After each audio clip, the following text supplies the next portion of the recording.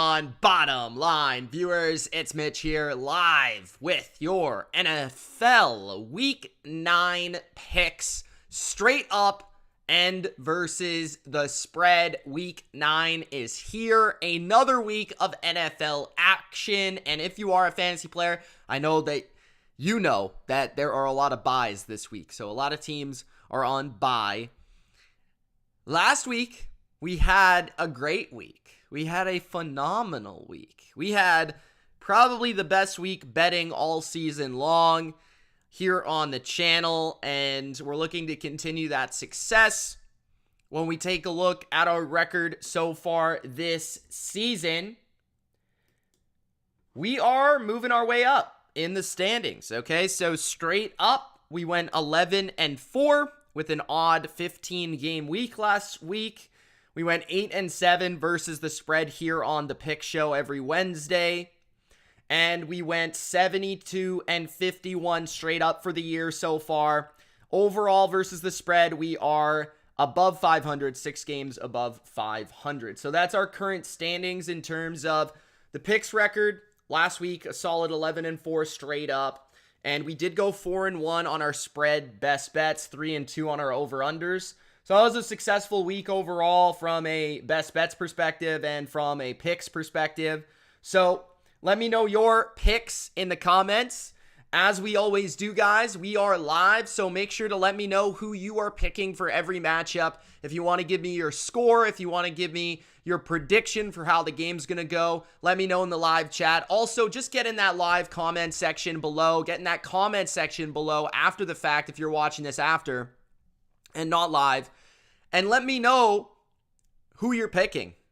Give me a comment. Let me know what you're looking for in week 9. Helps out the algorithm, helps out the channel, helps more people find this video. So just leave any comment. Say, hey, Mitch, you're the best. Or say, hey, Mitch, you're the worst. Or say, hey, Mitch, you're biased about your Patriots. Or say, hey, Mitch, you're the smartest man in the room. Whatever you want to say, you can say it in the comment section below. Also, don't forget to Gronk Spike that like button, baby. And Gronk Spike the notification bell for the latest upload and to be notified when I go live.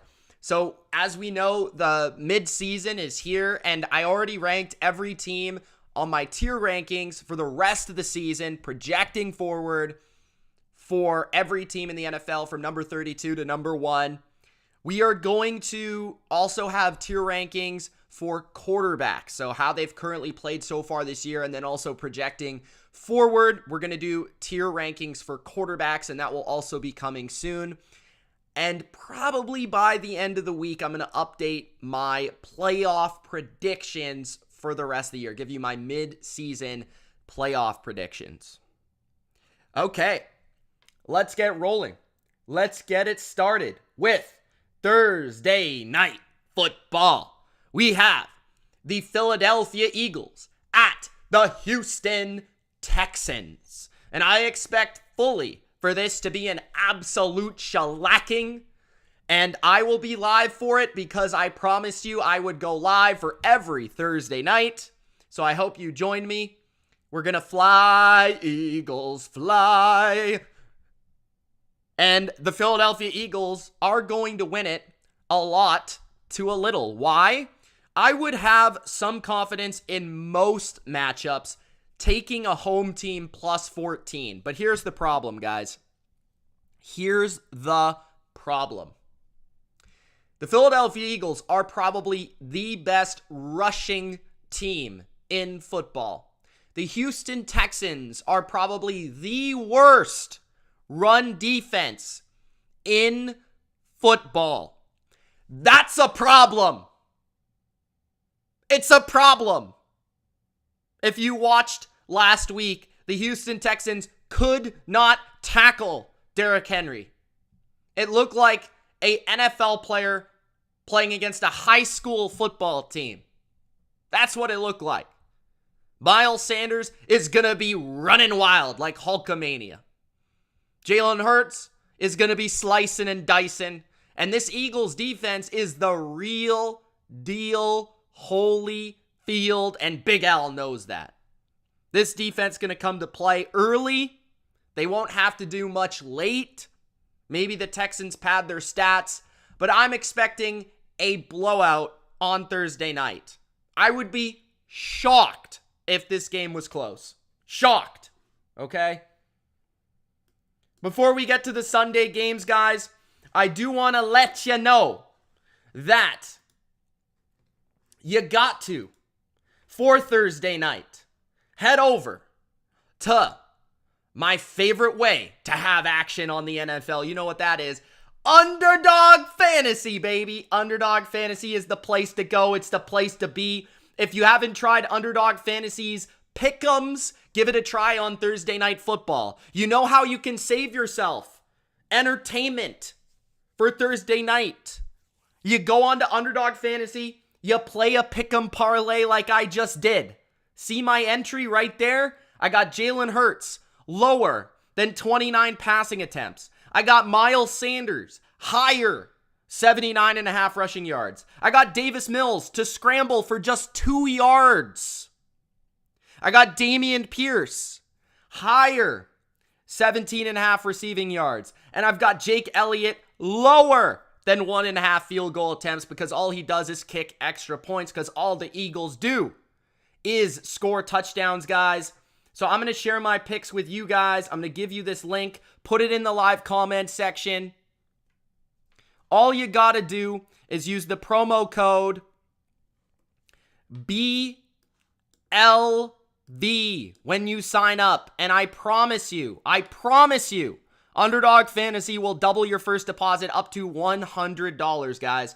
So check out Underdog Fantasy right now. And it's a good way to have some fun on Thursday Night Football when this game will absolutely, positively suck. Okay, so if you want to have an entertaining Thursday night, try out those Underdog Fantasy Pick'ems. I left the link in the live chat. I'll also leave it in the comment section below if you're watching this not live. I don't know why you're not watching this live, but if you're not, I will help you out. Okay, let's get to the Sunday games, guys, and that begins with the Minnesota Vikings and the Washington Commanders. The Minnesota Vikings are favored by 3.5. I am going to take the Minnesota Vikings to go to Washington and win.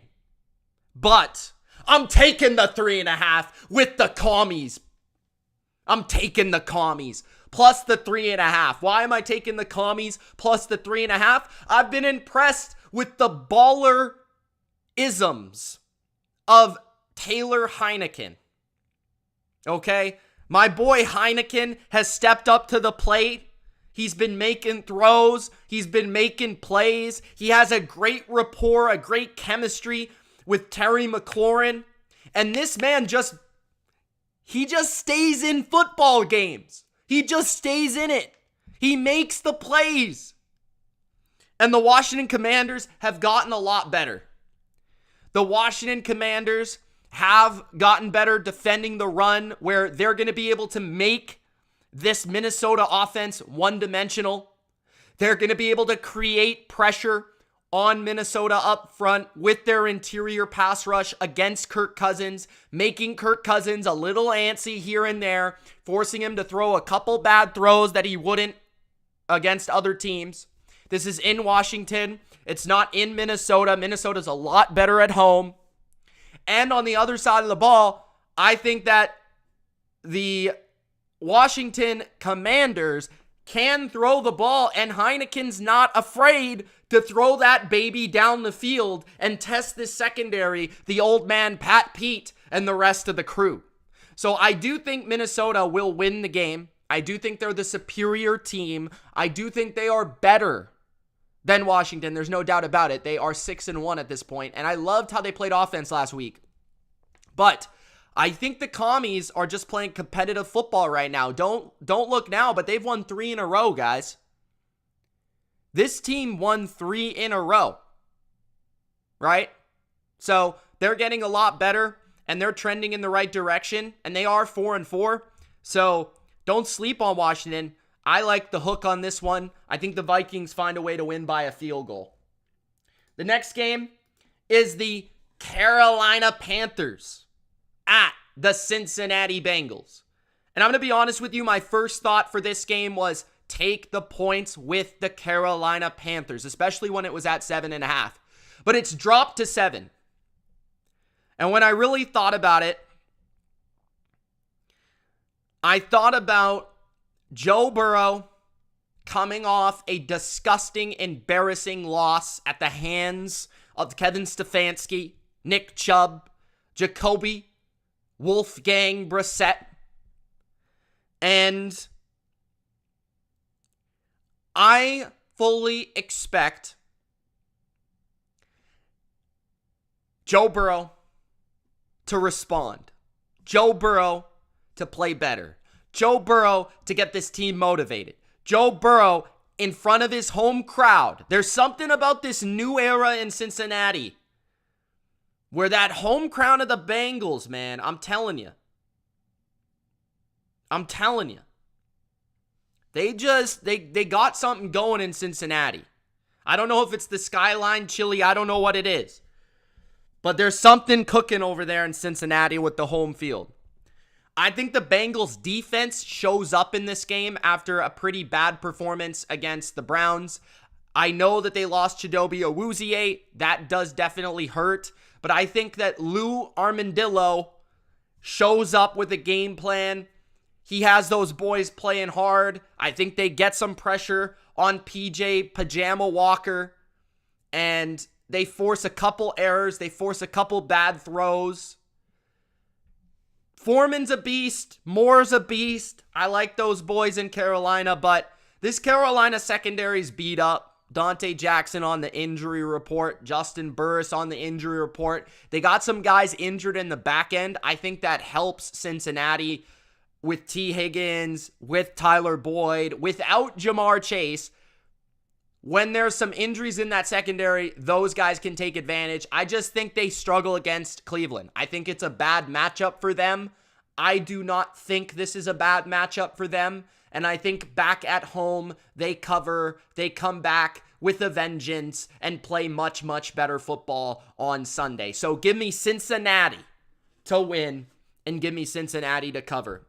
My boy Ryan Wooldridge says, Matt, what is the Bucs score?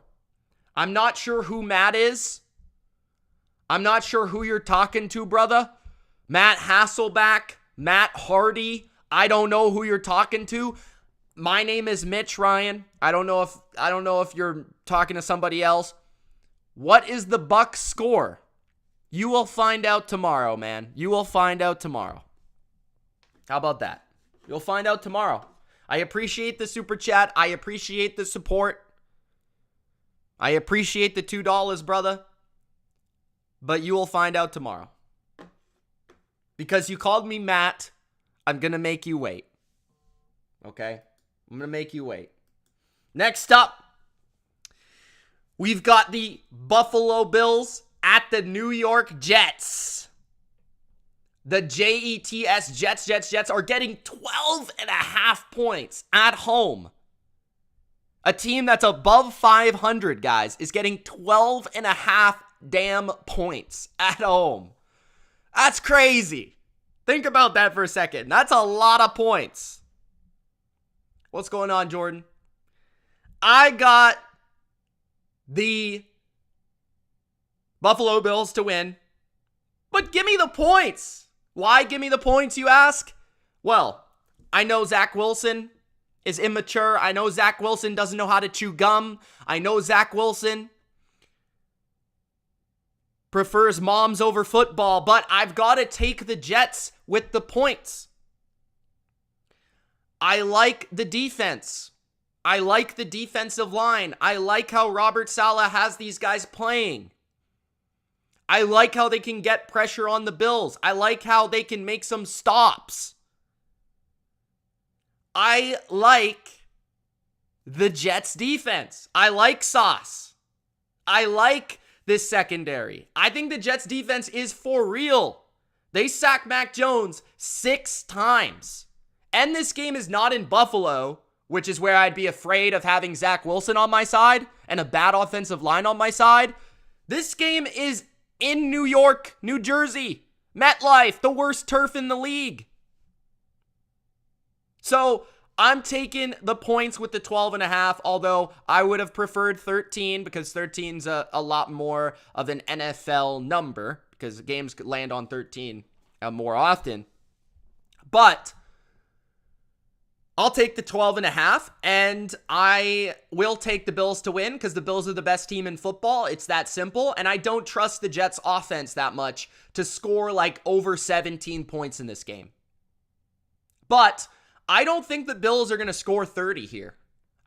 So I'm going to take 12.5. I really like the under in this game. I bet that early in the week, which is a reason why you've got to get the Patreon, because I let you know on Monday, bet under 47.5. Because I don't see the Bills scoring in the 30s in this game, and I don't see the Jets scoring in the 20s in this game. I just don't. Okay? So I'll take the 12.5, but I'll take the Bills to win. This is a divisional game, and you're getting the home dog plus over double digits. That's just too many points for me. Thank you, Jordan. Also,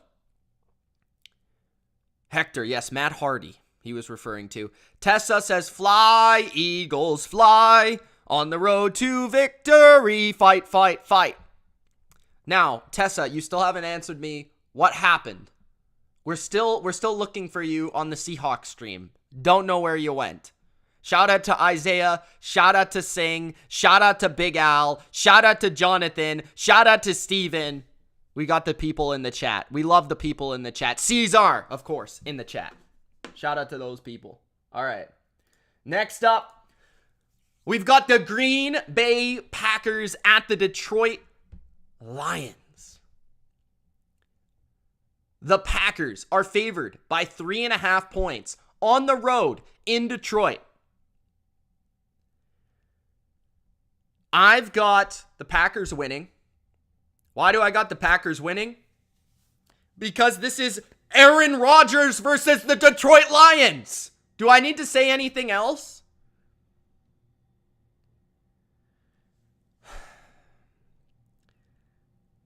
Do I need to say anything else? It's Aaron Rodgers versus the Detroit Lions. If Aaron Rodgers cannot beat the Detroit Lions, I officially give up on Matt LaFleur, Aaron Rodgers, and the entire Green Bay Packers team of 2022 and beyond. I give up. So if the Packers cannot beat the Lions, who Aaron Rodgers has owns a percentage of this organization for the last 10 years, I give up. I give up. Okay? I am taking the Packers to win. I am taking the 3.5 points. If you thought I was taking the Packers to cover, you don't know me very well. I'm taking the Lions plus the 3.5 at home. Why? Well, actually, this may change depending on the injury report. It may change depending on the injury report.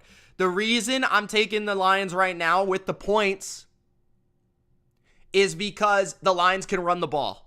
And the Packers can't stop the run worth a damn. And the Lions will be able to move the ball, be able to stay in the game. And the Packers really can't consistently move the ball on a CFL defense. So I feel like even though the Lions have the worst defense in the NFL, the Packers would still struggle with the BC Lions defense. So I'm going to take Pack to win, Lions to cover, but if we've got injuries on the O-line or at running back, I'm out of there. I'm taking the Packers. All right, back to Ryan, who says Mitch without a T. Shout out to Ryan. I don't know what grade you're in, brother. What is your QB rating for Aaron Rodgers? My QB ratings will come out very soon. My tier rankings will come out very soon. But he's still in my top 10. He's still in my top 10.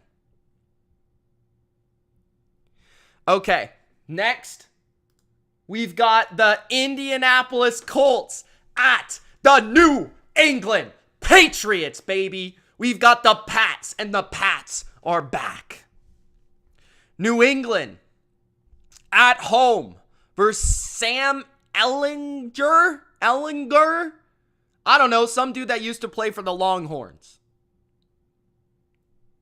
Okay, athletic guy, but can't really do it from the pocket. Bill Belichick versus this kid in his second game. Good luck, Indianapolis. They can't run the ball. They can barely throw it. Jonathan Taylor hurt again. Shout out to one of my favorite players in the NFL right now, Jackson, the Indianapolis running back. Shout out to Party Parth, longtime BLVer. But the Colts will have nothing on offense. But I am a little bit concerned about the Patriots offense playing a legitimate defense.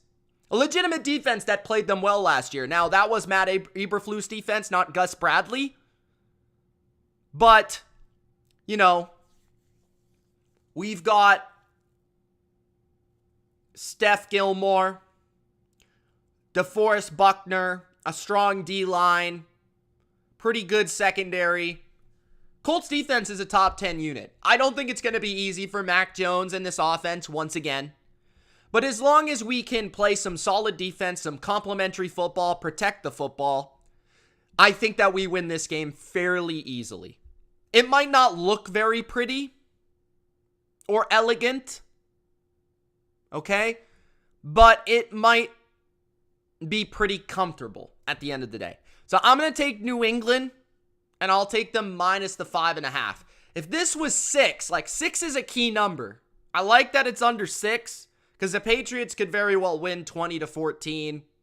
Patriots could very well win, 21-13. They could win something like that, 24-17. I could see that. So I like that it's under 6. I like that it's under 7. I'll take New England minus 5.5 in this game at home. I just think the defense comes to play again. Next, we've got the Atlanta Falcons at the Los Angeles, no fans, Chargers. Actually, this game's in Atlanta. My bad. I've got the Atlanta Falcons to cover and to win the damn game. Somebody explain to me why the Atlanta Falcons are underdogs in a game against the Chargers. Okay, let me understand this real quick. The Chargers don't have Keenan Allen. The Chargers don't have Mike Williams. The Chargers have Brandon Staley, and the Atlanta Falcons have Arthur Smith. Make it make sense real quick. The Atlanta Falcons match up very well with the Chargers. The Atlanta Falcons can run the football. The Atlanta Falcons will run the ball down your throats until you stop it. They will run the ball. They will run it 45 times. And the Chargers aren't stopping it. They haven't been able to stop anybody's run game this year, last year. The Falcons are going to run it all over them. They're going to dictate the game. They're going to dictate possession. They're going to keep Justin Herbert's little ass on the bench. And when Herbert gets on the field, he doesn't have the rapport with those receivers that he does with Allen and Big Mike. Even Palmer's questionable for the game. Maybe Rashad Fenton gets in there at corner for Atlanta Falcons. We'll see, but I like Atlanta here. They're at home. And I think Atlanta's still a little bit disrespected. I think the Chargers mostly are just overrated, especially without their receivers, when all they can really do at a high level is pass the ball, and they don't have their passing guys. So I'm going with the Falcons. Give me the money line, baby. Next up, we got the Raiders. The Raiders at the Jacksonville Jags. Now,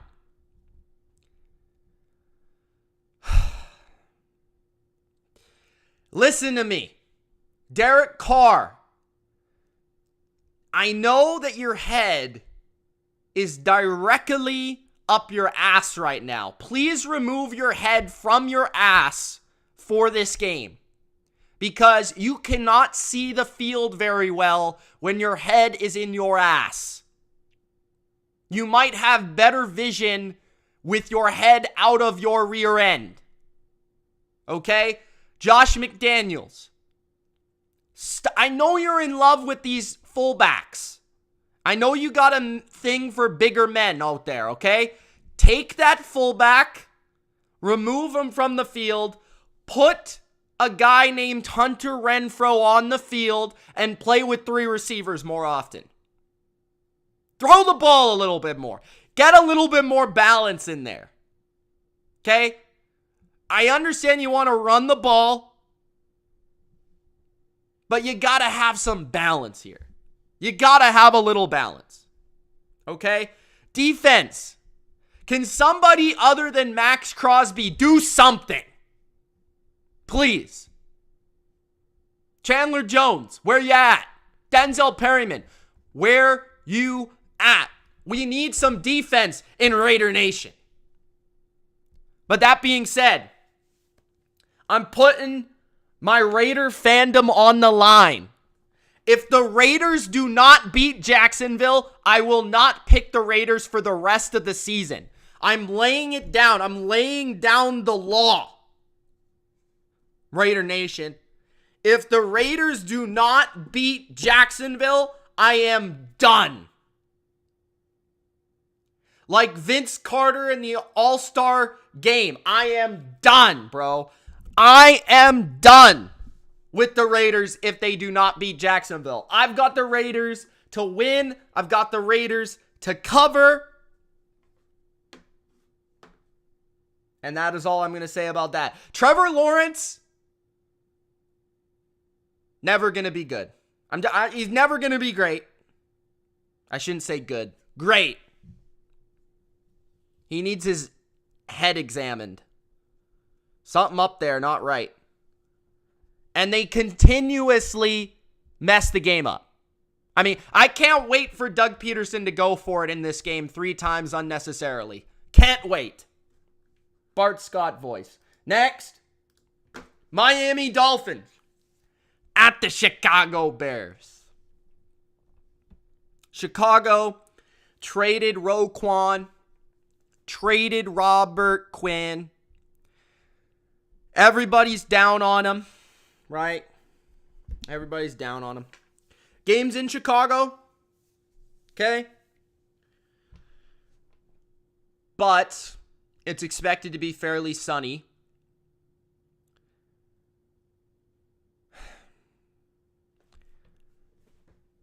Everybody loves the Dolphins. They just traded their entire draft for Bradley Chubb. Everybody loves Tua. I've got the 5 points with the Bears. Bears are going to make this one close. The Bears' offense has been playing well. You add Jace Claypool into the mix, along with what they've got there and how they're running the ball. I think that's going to do them wonders in this game. I think they'll be able to possess the ball. I think they'll be able to move it. Tua just generally being outside in what could be a windy conditions and not the sunniest place on the planet, Chicago. I don't exactly love that for Miami. I also think Miami's run game is just okay, and that's kind of where you want to be able to execute against the Bears defense is their run defense. It's not a great run defense, but it's a solid pass defense. They've got a lot of young ballers in the secondary, and I think Chicago just matches up pretty well with Miami in the game.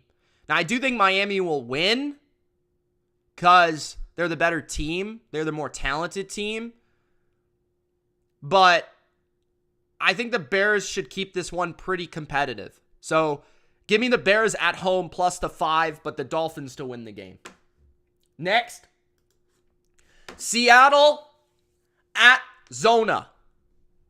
Now, even though I'm not a fan of Tessa right now, I've got to side with her Seahawks. I have said that I am a fan of the Seahawks now. I am on the Geno bandwagon. I am on the Pete Carroll bandwagon. I am on the Kenneth Walker bandwagon. Now, I'm not on it. I almost started that thing. Okay? We've got the Seahawks underdogs against the Cardinals. Are you kidding me? Are you kidding me? The Seahawks underdogs to the Cardinals. In the first game, they whooped their asses. 19-9, I think was the score. The Cardinals scored 9 points. And that was when the Seahawks defense wasn't even that good. Now it's balling. Seahawks will be able to run the ball. They'll be able to push the Cardinals around up front. They'll open up lanes for big shots to DK and Tyler Lockett.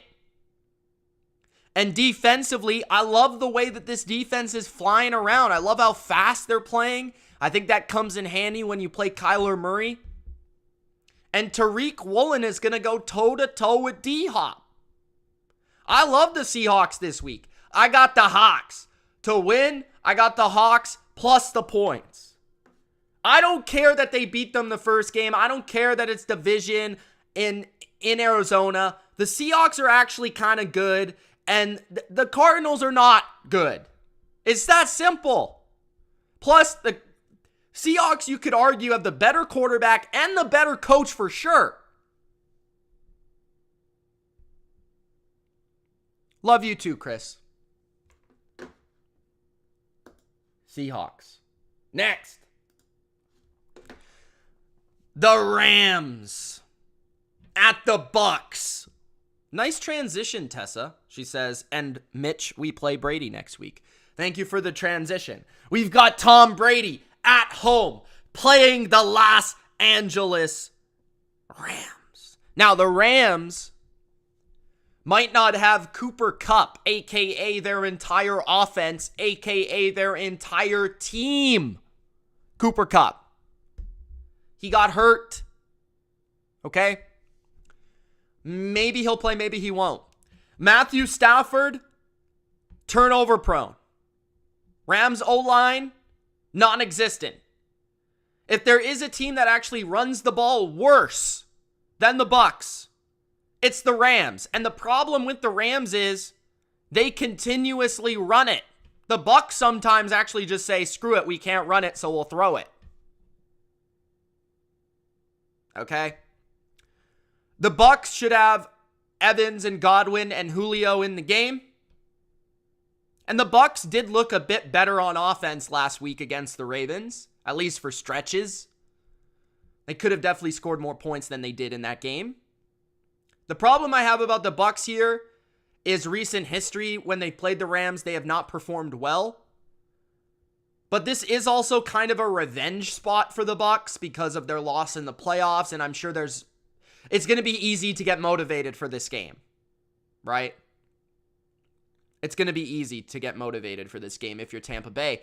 Also, there's a lot of guys with 10 days of rest that could be back for the Bucks on defense. They did lose Shaq Barrett for the year, but Akeem Hicks could be back. Antoine Winfield could be back. Carlton Davis could be back. So some big ballers, especially in the secondary for this one, that could be back. I like Brady here. Backs against the wall to win the game. I don't love the coaching matchup in recent history, but I do think that having played them now 2 years in a row, 3 times, that there should be more familiarity with the Rams if you're Todd Bowles and Byron Leftwich. I also just think that this is a game that the Bucks can't lose. They can't lose this game. Like, they just can't. So, neither of these teams am I very high on. Neither of these teams do I think are very good. But I lean towards the home team here. I think they'll win, and I think they'll cover. So give me the Bucs. I think the spread will probably be 2.5 at the end of the day, but it says 3 for now. Sunday Night Football, we've got the Tennessee Titans at the Kansas City Chiefs. Now, my buddy Ultra, you know, the young brown man that comes on the channel sometimes. He goes on the BLV Consensus podcast. He thinks he's Brown Peter Parker with his glasses on. You know that little guy? Ultra, the fake Falcons fan, really a Chiefs fan, posted his formula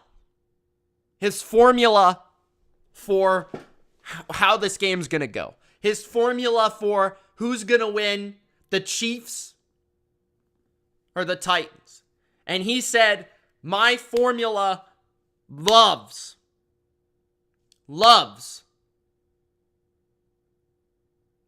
the Chiefs. And I said, well, Ultra, there's one thing that your formula cannot account for. And that thing is Mike Vrabel. I don't care what your stats say.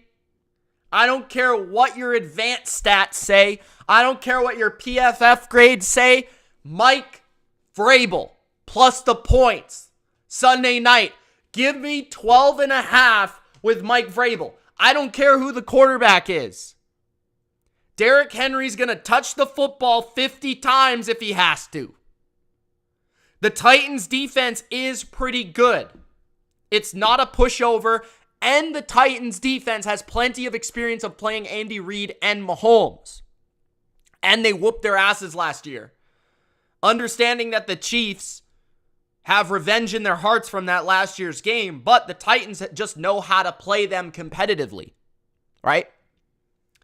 Now, the Chiefs' defense still has a lot of questions. The secondary has questions. The run defense has questions.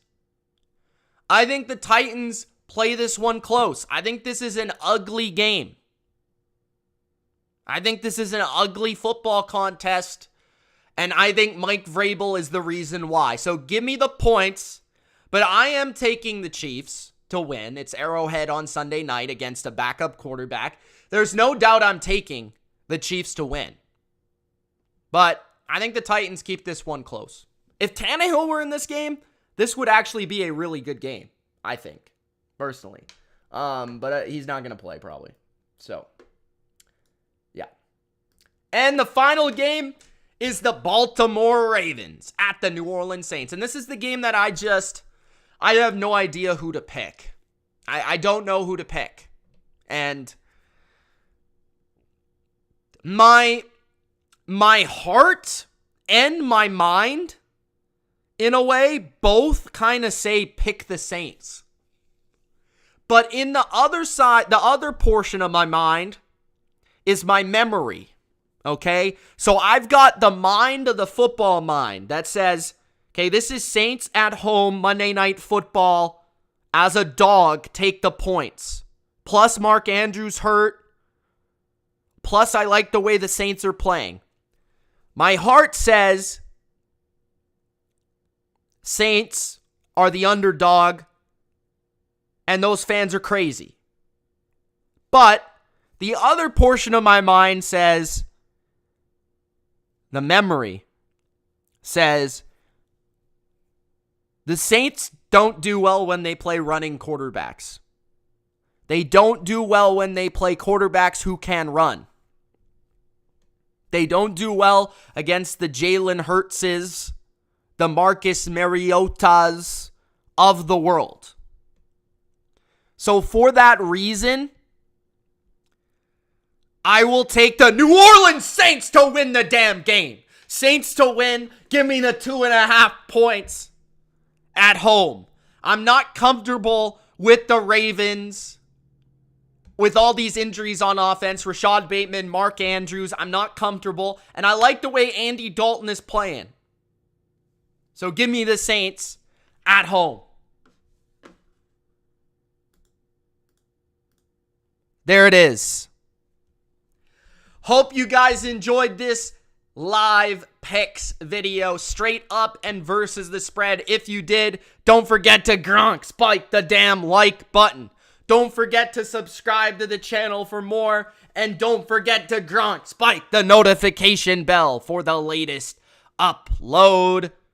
It's Mitch. Thank you so much for watching. Appreciate it. Even if you spell my name wrong on Super Chats, you're the best. Thanks for watching. We will see you very soon. Look out for the rest of the tier rankings coming, the best bets. And don't forget, guys, sign up to Underdog Fantasy. Thursday Night Football is going to be absolutely terrible, but it will be a little bit less terrible by signing up to Underdog Fantasy and playing an Underdog Pick'em Parlay. Use the promo code BLV and double your first deposit when you sign up to $100. We'll see you soon. Peace.